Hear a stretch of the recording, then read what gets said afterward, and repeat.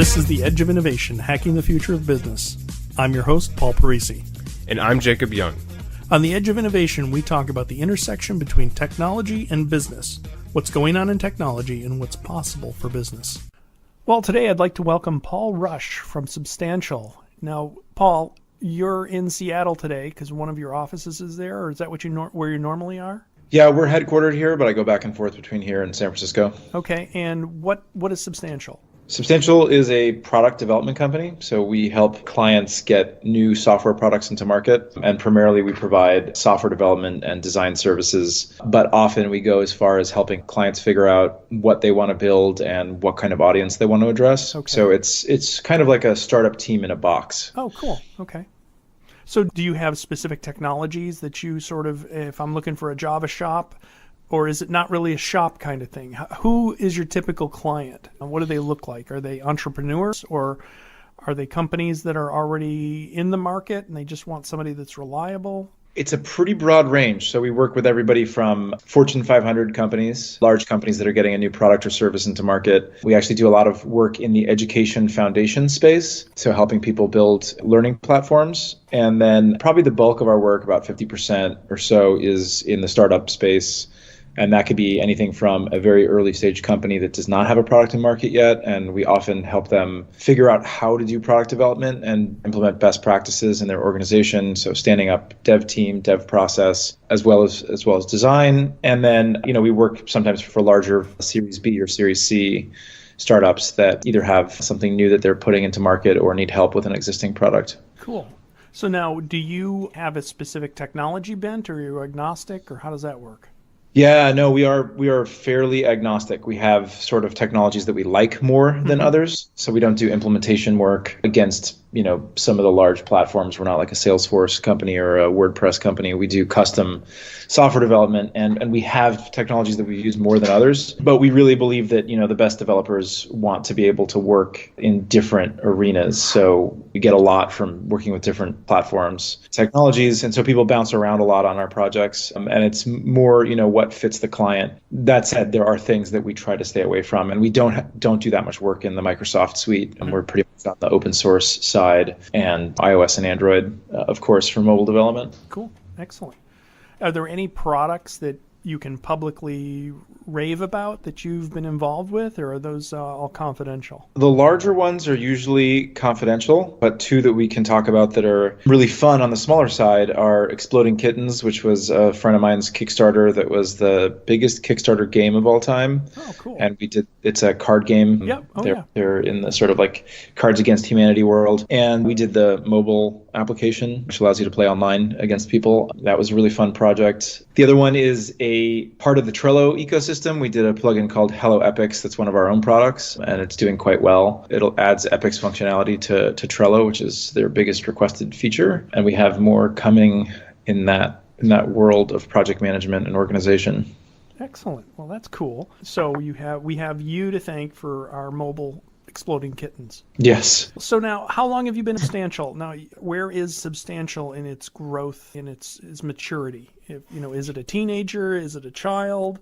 Is it a mature company? How old is it? Yeah, maybe a preteen. We're getting there. It's a 12-year-old company. I was the CEO of the company for the first maybe 6, 7, 8 years, and I left to go start a new business and took some time off and have gone through a very interesting process of figuring out how to have someone take over your company, which, as lots of entrepreneurs who have been at that position, considering that, no, it's a very difficult process. It's not something that is, anyone can just take over a company. It took a couple tries to get it right. Okay. And I think there's like the sort of two philosophies in entrepreneurship. One is build the company, run it, stay with it for a long time or till it has some kind of exit event. And the other one is start companies and then have other people come in and run them. Right. And Richard Branson is famous for doing that. That's the model that I'm most interested in, because I want to get a bunch of companies off the ground and out there. And I think learning how to find very senior management and put them in place successfully is super important for that. So I've been working on learning that. Right. Well, that ultimate delegation skill. it's one of many things that are so very important. So Yeah. you would characterize yourself as a serial entrepreneur. So we've got one substantial. What other companies have you started over the years? Yeah, so I started a company before that called Future Tracks. That was a digital download service, which I raised money for before iTunes was out. So I've been involved in music for a lot of my life, and so I've been playing around with music on and off since I was a kid. And before that, I was playing music professionally, and before that, I was doing a consulting company for the music industry. Oh, okay. That was right out of college. Also technology. All right. So now we're going to jump around a little bit, but I think it'll make sense. So Sure. let's sort of rewind. And, when you were 10, what was your dream job? What did you think you were going to be when you grew up? That's a really good question. I wonder if I can even remember that. Or 11, know, within a couple of days, Somewhere around there, I got the bug of being involved in computers, and this is, a very different time for computing. Well, do you want to share when that was? Yeah, this is the early 90s. So computers were just coming out of their phase of being a little bit more homebrew and very small technical audiences. So Commodore 64 had just passed, and we were in a new era, the beginning of the real user interfaces. But they were still pretty, they were something that you needed to know quite a lot to get a lot out of. And being a geeky computer kid was something that I loved. I don't know, for all the people who were involved then, I'm sure it's the same now, although computers seem so much easier to use now, and it's harder to see behind the curtain in a lot of cases. Yeah. Which I find a real shame about iOS is that it stays running all the time. It never crashes. You never have to figure out what's wrong, and they don't provide a great access layer to below the surface of the operating system. Right. Well, but back then you really did have to go that far, and it was a learning playground. So what was your first computer that you were actually, so you said you were at the close of the Commodore 64 era, so what were you using? What was the computer that you were playing? It was called an Amiga 500. Okay. And for the people who know that computer, it was an extremely special computer. There was something that it had a ton of soul and heart. It made that landscape really, really fun and enjoyable. And I don't think to date there's been a product like that in the market. Right. Well, how did you get that? I mean, who identified, was it that, we need to get Paul a computer because he's geeky, or just because kids need a computer? What was the impetus to get that computer into your hands?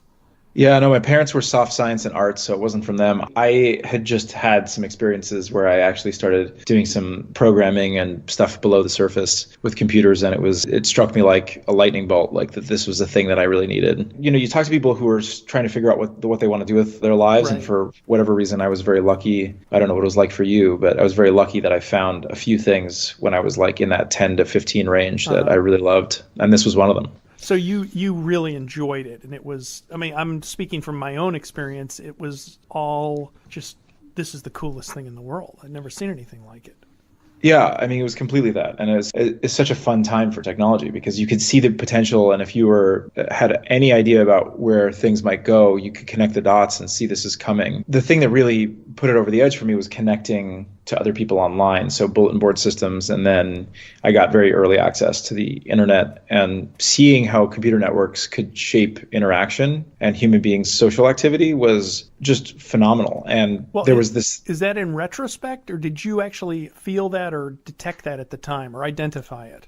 Oh no, I felt it right then. Really? Okay, that's it was pretty easy to say, okay, well, there's this small number of people here now, and the interest is growing, so eventually there'll be a lot more, and this is so useful and so universal. Finding information online was already a thing. The internet, as we know it, was a project of the 70s. So by the time the 90s hit, there were enough people online, enough information online, where you could really see, wow, this is something that's going to be massive. Imagine another 10 times the number of people on, and then 10 times that. It felt big, even at the time. Interesting. Cybersecurity is critical for today's businesses. Savior Labs is a Boston cybersecurity firm that cares for your business and your team. We solve problems so you can focus on what you do best. Just follow the link in the show notes and enter code SECURITY for more information. I will say something that's very embarrassing, but I was at the Mac World where Netscape came out of the closet. And honestly, they were in a corner of Moscone Center in San Francisco, and they had a Yeah. huge booth. Yeah. And I was one of the people who walked around there and said, yes, so what is this going to do for me? And it was just not, it was like, okay, so I can connect to other computers. There was networking and stuff at the time. The content wasn't, the perception of the content wasn't there. And I was obviously completely wrong, and that's why it's embarrassing. But Yeah. it's sort of like so what I'm pointing out is you really had an insight and wisdom as a 15-year-old kid to say there's something more than just the wires connecting us. Well, what's funny is that I actually had the same reaction to the web. The internet gave me that feeling, but the web didn't. Oh, interesting. So I was in a Columbia University research facility when Mosaic came out, which is the predecessor of Netscape. And I looked at it and was like, boring. I was talking about Mosaic, actually, yes. So I said the same thing. So that's interesting. So you identified it, though, as a connection medium. Well, the internet was great because I was on IRC and we were all chatting with each other, and I was talking to people all over the world, and it felt so connective. I had friends in London when I was 14. Okay, so you're 14. I know you have an affinity for music. Were you playing an instrument, or did you just love music? No, I grew up playing instruments, yeah, since I was old enough to hold one. So, and was that playing something? Was that put upon you, or is that something you took to? It was discovered as something that I wanted to do pretty early. Okay, I don't remember who was there first when I was like 5 or 6. And then I loved it and was extremely good at it. And then the nagging of my parents drove me in the opposite direction. So for a long time, I didn't practice and didn't want to play. And then back in high school, I got back into it. And I really wonder what would have happened if I'd kept playing for those like 5 or 6 years in between, because I was really good when I was a kid. And in those 5 or 6 years, I sort of fell behind. I went from head to behind. And I think about this a lot with talent in general. It's one of the world's biggest problems. How do we get and nurture people to find a thing that they have aptitude for and desire to do early and encourage them to do it? Because so many of the people that we know and love who are artists, musicians, creators, technologists, they happen to find it, have the right resources and have the right mentorship early on. And you always wonder, what if I'd practiced those 5 years? What if I'd had someone else keep me on the track? And of course, those what if questions continue forever. But it's an interesting thought. Like, how do you encourage people to dive into something? Yeah, I know exactly what you mean. We have a son who took piano lessons and actually showed some affinity for it. But his parents, me and my wife, were a little bit too encouraging of it. And he wanted to quit as quickly as he could. I agree. That is a key opportunity for innovation, is how parents nurture their kids in music or in talents and things like that. Because in society, really, it's not just parents. I have this same feeling something's going to change massively for humanity with education. We're going to figure it out. We're going to get more cognitive about it and understand how people's brains work and really be able to tailor education to people. And imagine what would happen if people loved learning at scale and people had their natural aptitudes. I'm a bit of a futurist and science fiction fan, so I think about these things a lot. But imagine if you could go from like a couple percent of the population being super engaged in something to 70, 80%. I mean, humanity just gets so much more productive. Well, let's explore that. I mean, because I'm naturally wired to learn. I just love to learn. One of my brothers has a joke that whenever their family was talking about something and they said, oh, what about this? Why don't you just call your brother Paul? And because I would have some opinion about it. Not that I'm like this rocket scientist or anything, but I just have this insatiable curiosity about everything. I'm not sure what my parents did. I don't know if it's genetic. I don't know if it's learned. But I've recently just started teaching an innovation course at one of the universities here in Boston, and I am struck by the lack of motivation. So I'd be interested in your thoughts on that, because you can lead a horse to innovation, but you can't make him do it. Yeah, I mean, I'm curious yours as well. I feel like this is a thing that I could get to in my career, so to speak, in a few years. But I'd really love to know how to identify talent and then encourage it to grow. I don't know where it comes from. I'm not a neuroscientist. I'm not a behavioral psychologist, so I haven't approached this from any real angles yet. Right, but you have experience. Why are you interested? It seems like the whole reason that we're here. If you not to get too like philosophical, but if you take life for what it is without curiosity and engagement, I feel like it could be a dull or difficult process. Sure. But if you have that spark, it just provides all of the purpose and meaning for an interesting life. There's so many things to learn about, so many things to experience. So it seems like really base level connected to who I am, which makes me think that it might be a genetic disposition Right. to just be so interested in that. But I don't know, maybe there were key moments in development where that became important. What do you think? Why do you think this is? I don't know. I do recall hearing my parents were if I showed interest in something, they did everything they could to encourage it. So if it was electronics, let's get him with one of the local electrical engineers and have him talk to them. Or, you want to take apart a radio? Here's a radio to take apart. Whatever it was coin collecting. Let's introduce you to the coin collectors, the stamp collect, same thing. Whatever it was that I showed an interest in, I remember I showed an interest in wanting to play football, and they dutifully took me to football practice, and I just said, this is not worth it. So that was very affirming of me in saying that this is interesting. So one of the things I'd be interested to get your feedback on this, I'm actually working on a book that's talking about the concepts of work and leisure.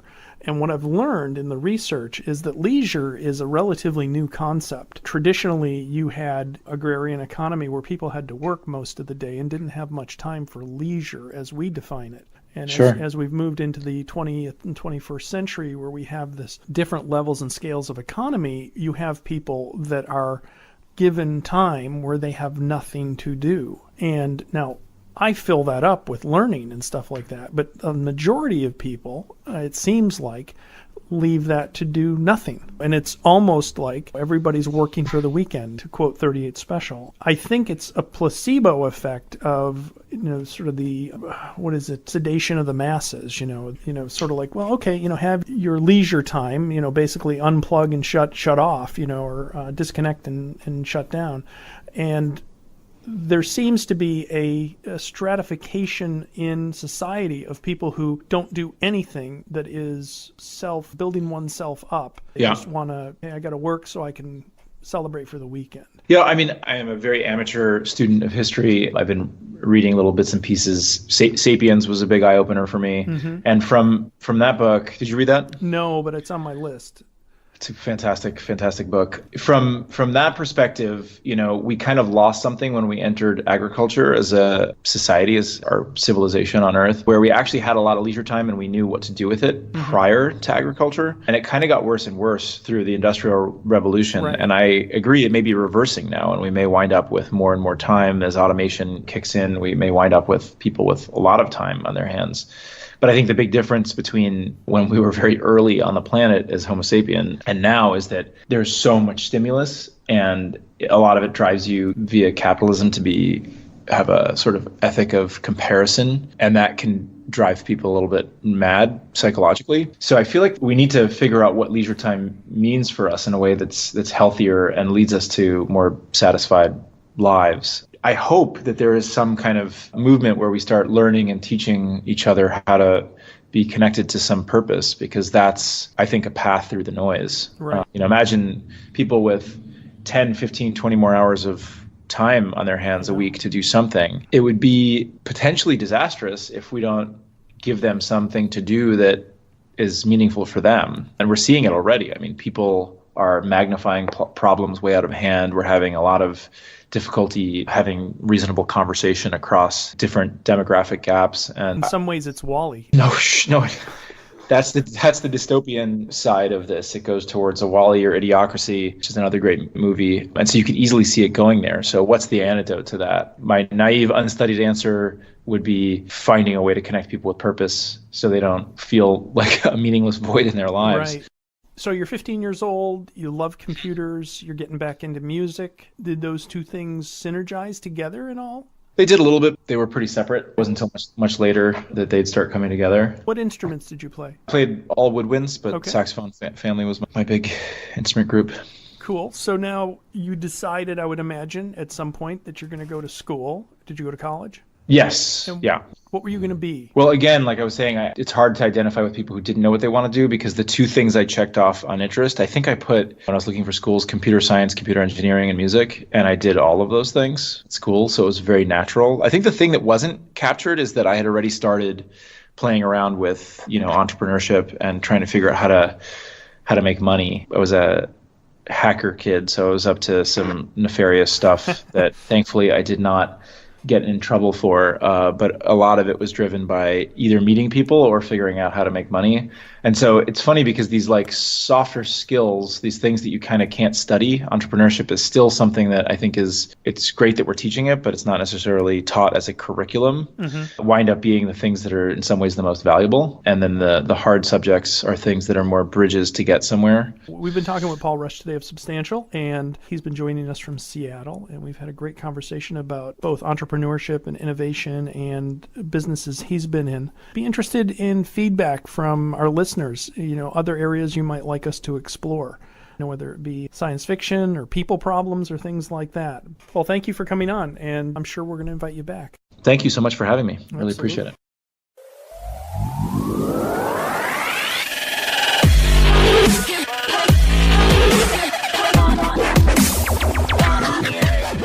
The Edge of Innovation is brought to you in partnership with Savior Labs. Savior Labs exists to help businesses mature and strategize for the future. Learn more about Savior Labs at saviorlabs.com. Thank you for listening to this episode of The Edge of Innovation, Hacking the Future of Business. For the show notes and more information about Paul, please visit paulparisi.com. The Edge of Innovation is produced by Jacob Young in conjunction with copious amounts of coffee. Music on today's episode was from bensound.com. Paul can be found on Twitter at pdparisi and on LinkedIn at linkedin.com/pdparisi. This episode, like all our episodes, is transcribed and available at paulparisi.com. Thanks for listening, and we'll see you next week.